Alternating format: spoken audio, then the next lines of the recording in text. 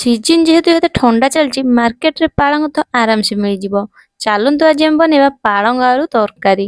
सेथि पई पालंग, आलू, किछि बाइगण, टमाटर काटि नेछि मसला रे जीरा, रसुण, अदा, पियाज, कंचा लंका।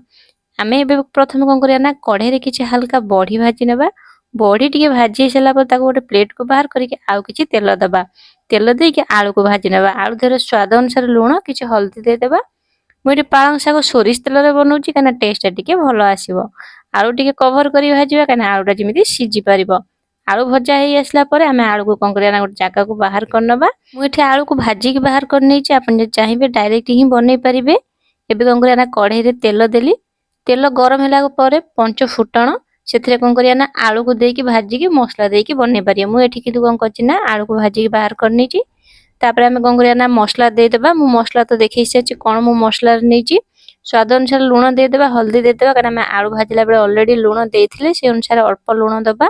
मसला को एमति आमे पूरा कंटिन्यू पूरा जारिबा। तो अधार अधिक तो मसला जरी आसी आमे हेतरे कोन करिया ना काटी रखिया टमाटर ऐड करबा। एटी मीडियम साइज दुईटी टमाटर नेची। टमाटर को कोन करिया ना मेल्ट होआ पई टी आ किछ समय टिके आमे मसला सहित टिके मेल्ट करबा। तो ता भितरे टमाटर भी मेल्ट हो जो मसला भी आ जति जरिबार थियो जरि जिवो। देखि पाथे मसला जरी आसला टमाटर भी मेल्ट हो गलानी। एबे हम एथरे कोन करिया ना बैगन जो काटी रखछनी बैगन दे देबा।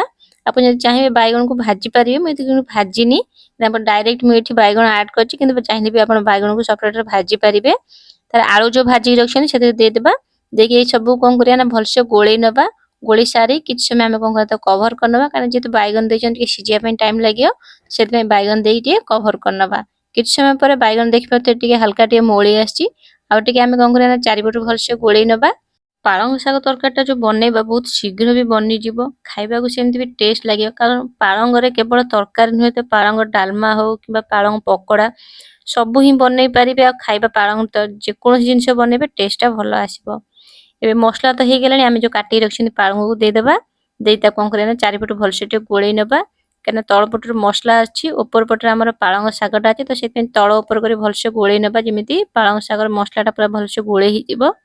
तापर कोन करिया ना आमे पूरा भलसे आमे टिके एमति चारिपटु गोळेई साला पर टे जाकी कवर करनबा।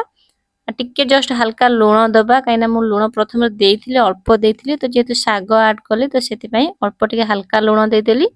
हल्का लूण देकी ता गोळेबा कारण जेतु शाग बनौचंदी देखि जाई लूण देबे कारण शाग जिंस ये रे लूण टिके अधिक हे गेले टेस्टटा पूरा बेकार हे जिवो। केवल शाग नुहे जे कोनोसी तरकारी बनेबे लूण जदि टिके कम रहबो पछरे आपण गोळेई खाइ परिबे। जदि अधिक हे गेला तरकारी पूरा बेकार हे जिवो। तो एबे कोन करे टिके कवर करनबा पालंग शाग टिके सिजिबा पे टिके ताको छाडी देबा। देखि पाते पालंग रे केमति सब पानी बाहरी अछि kana जेतु शाग जिंस तो पानी निहाती बाहरिबो। एबे ताको आउ टिके आमे कोन करिया ना गोळेई नबा कि से जो पानीटा अछि जे पानी अंश फर्स्ट टिके आमे ताको तांगरे मारि नबा। से पानी अंशटा रहिले तो सेटा भल लागिबोनी तो से पानी अंशटा फर्स्ट आमे मारि देबा। तापर आमे पछरे एक्स्ट्रा टिके पानी देबा। ता भितर पालंग हमर टिके सिजि जिवो। तापर आमे जो बढी के भाजी चंदी से बढी कोन करिया ना छोट छोट गुंड रकम करने की पालंग दे दो कारण शाग जेहेतु बनो चंदी टिके बढी न देने टेस्टटा जमार आसीबोनी। तो एबे कोन करिया हल्का टिके पानी दबा। पानी देई सब गोळेई दबा। गोळेई सारी के आमे कोन करिया ना कवर करनबा टिके फुटिया पे ताको टिके छाडी देबा किछ समय। किछ समय फुट सारला परे तापर देखि पाथे तरकारी हमर पूरा रेडी हे जाई। आजिर पालंग रेसिपी आपण मन किपर लागला कमेंट रे निश्चय जणेबे। ठंडा दिन रे मार्केट रे तो पालंग आसी गेलानी आपण माने घरे बनै की खाइलेनी कि नाही जदी भी खाइ नांदी एमति थरे रेसिपी निश्चय घरे बनांतु। वीडियो देख सारला परे चैनल यदि नुवा छ सब्सक्राइब करनांती निश्चय भाबरे सब्सक्राइब कर जा।